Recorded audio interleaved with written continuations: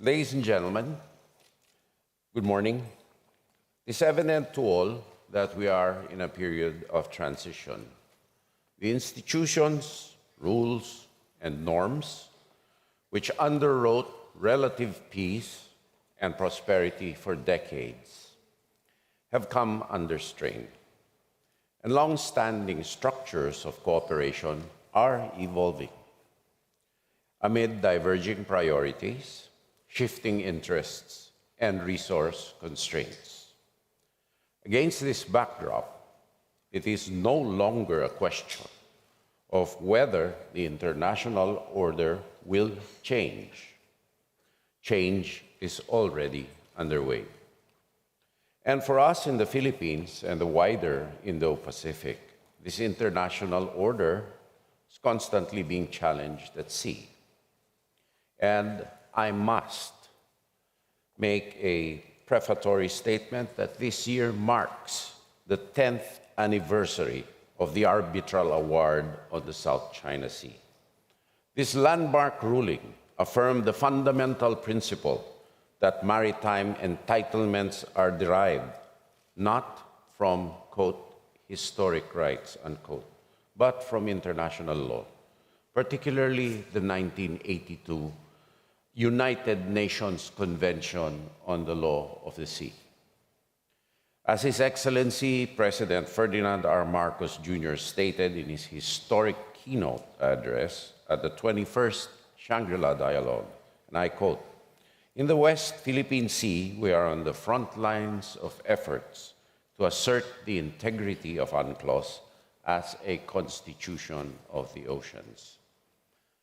With our defense of international law and strategic location, unlike any other, the Philippines has emerged as a hub for convergence among those committed to a rules-based order in the maritime domain, insofar as Philippine interests are concerned.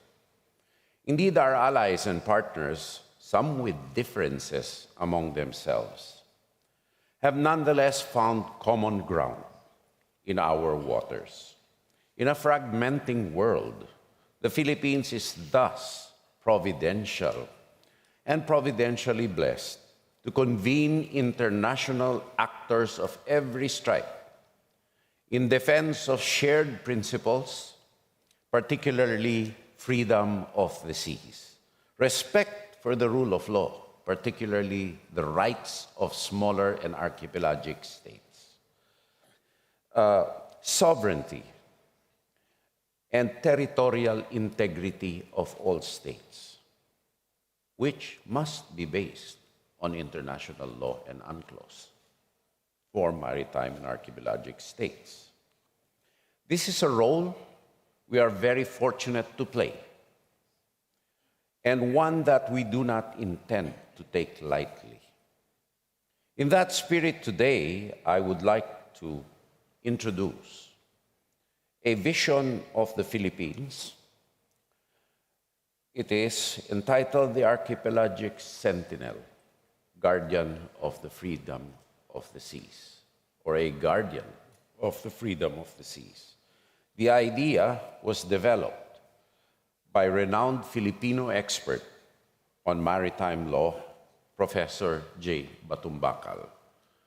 It's unfortunate that Professor Batumbakal is not with us today, but I must give credit to the distinguished professor. And it begins first and foremost with our geography. Our archipelagic waters are at the heart of busy and vital maritime trade routes that link the Indian and Pacific Oceans, making them indispensable to Southeast Asia and the Indo-Pacific. Hence, the Philippines is well placed to safeguard maritime liberty and the legal and physical infrastructure that enables the world to sail, to trade, and to prosper. Guided by this vision, we commit ourselves to four important principles.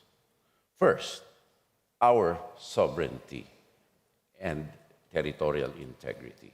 We will maintain the absolute integrity of our lands, waters, and resources, as recognized in international law through modern defense capabilities. Second, the international rule of law. We will continue to adhere to international law, including the UN Charter, the 1982 UNCLOS, and the 2018 Arbitral Award, which binds the Philippines to UNCLOS, as well as the peaceful settlement of disputes through existing UN systems. Dispute settlement systems which are fair, transparent, and aimed not to gloss over major contradictions or problems, but to solve the root causes of our disputes. Through UNCLOS, the international community has recognized the extent of sovereignty, rights, and entitlements that we seek to protect. And on the basis of Pacta Sunt Servanda, we in turn will exercise these rights and entitlements in full accord with the norms and expectations of the international community. We do this openly and transparently, with nothing to hide.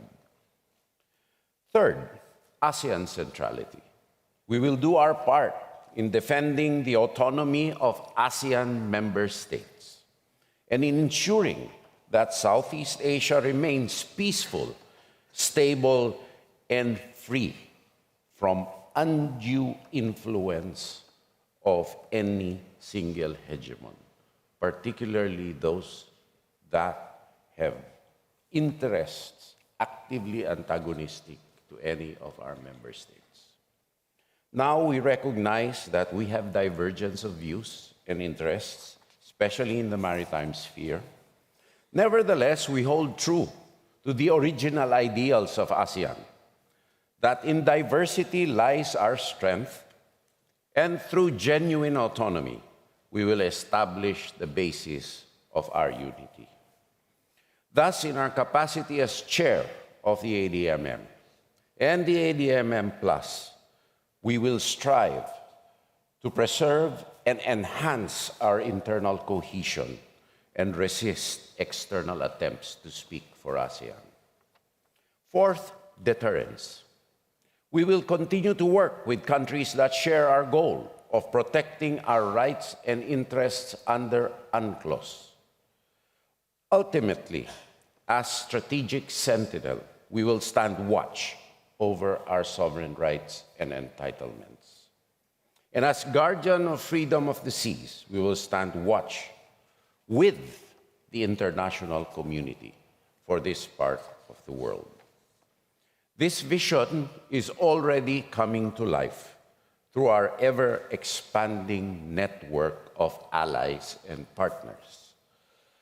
We have conducted maritime cooperative activities with partners such as the United States, Japan, Australia, New Zealand, Canada, France, and India.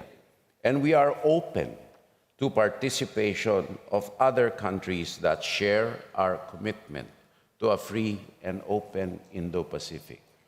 May I make note that none of the ASEAN countries has ever claimed that these maritime cooperative activities are destabilizing to regional peace and security.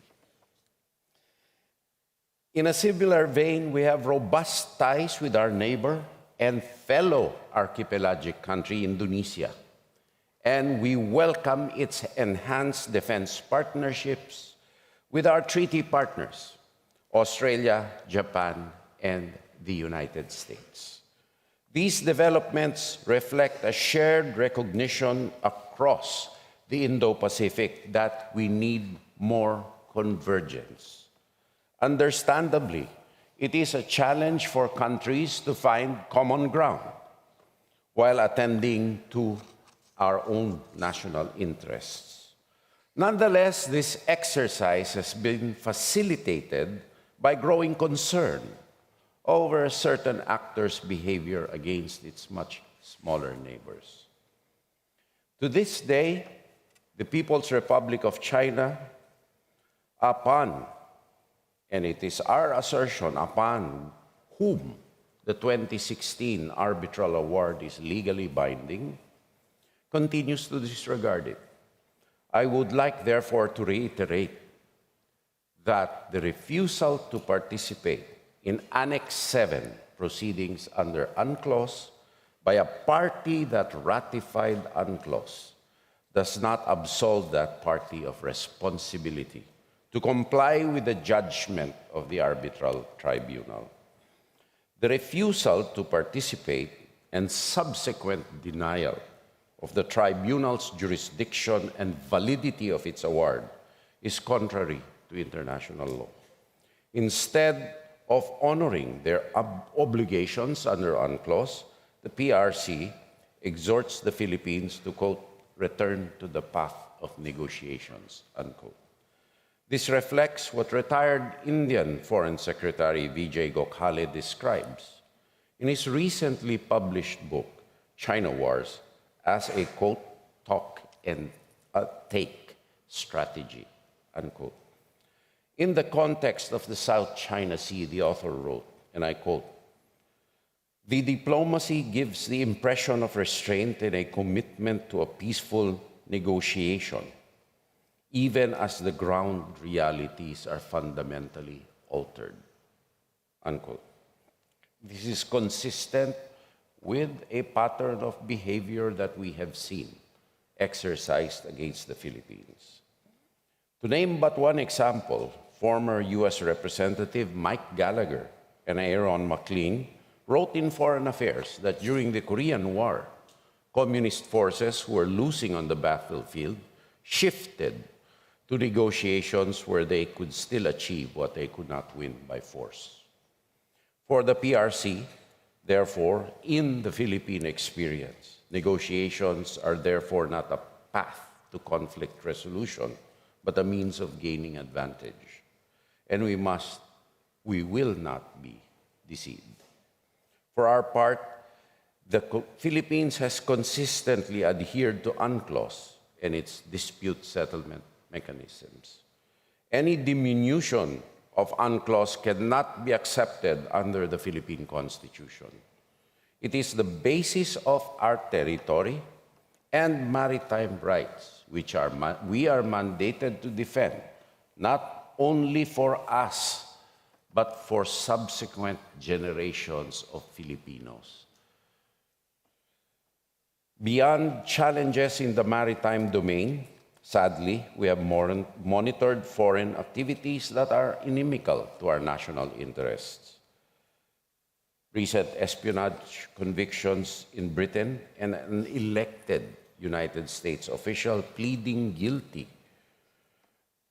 acting as an illegal agent, are not isolated incidents. They are indicative of a pattern of interference that demands our consistent vigilance. Our recent raid of a Chinese national-owned Philippine Sanja Steel Corporation is just as revealing. Factory produced and sold substandard steel at artificially low prices, distorting market competition and eroding our industrial resilience.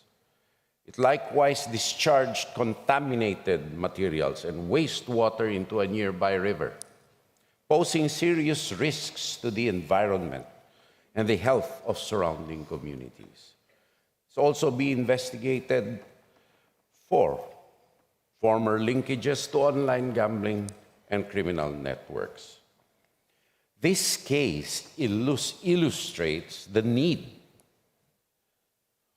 for like-minded countries to build mutually beneficial and reliable supply chains.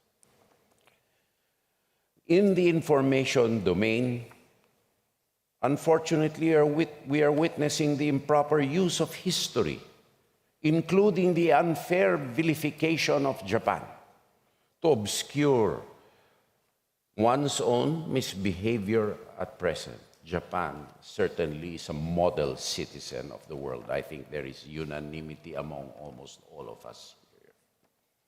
Our convergence is therefore necessary, first, as defense specialists, to resist malign activities and preserve the political, economic, and social fabric of our individual societies. In the face of these challenges, diplomacy is extremely important, but it cannot on its own keep pace with the rapid changes in the world order, which certainly allows some actors to exploit. Hence, it falls upon us, defense and military practitioners, not only to safeguard our own country's sovereignties and territorial integrities, but also to protect our people from the fallout of transitions in the world. And so I close with a call for convergence, to protect human life, to protect future generations, to protect the rights of smaller and archipelagic countries. In last year's Shangri-La dialogue, I advocated for cross-regional security cooperation because disruptions in the international system, whether in Europe or in the Middle East, have spillover effects throughout the world. Earlier this year, I echoed the same message at the Paris Defense and Strategy Forum, because recent events have made it all the more necessary. In that forum, on the sidelines, we signed our first status of visiting forces agreement with a European country, that is France. Filipinos form the backbone of the global seafaring industry, as well as many healthcare systems around the world. And regrettably, our nationals have been caught in the crossfire, particularly in the Middle East.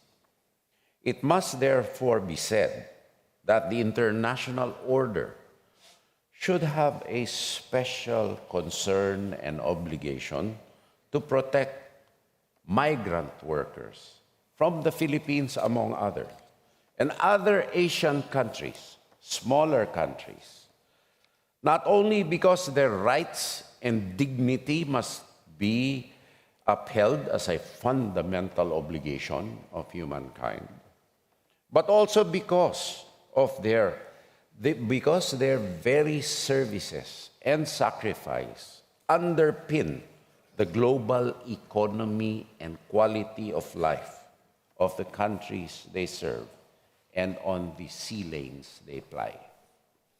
Ultimately, in a fragmenting world, convergence is not merely an option. It is an imperative, and the Philippines is actively embracing and acting on this imperative. Thank you, and a pleasant good morning to each and every one of you.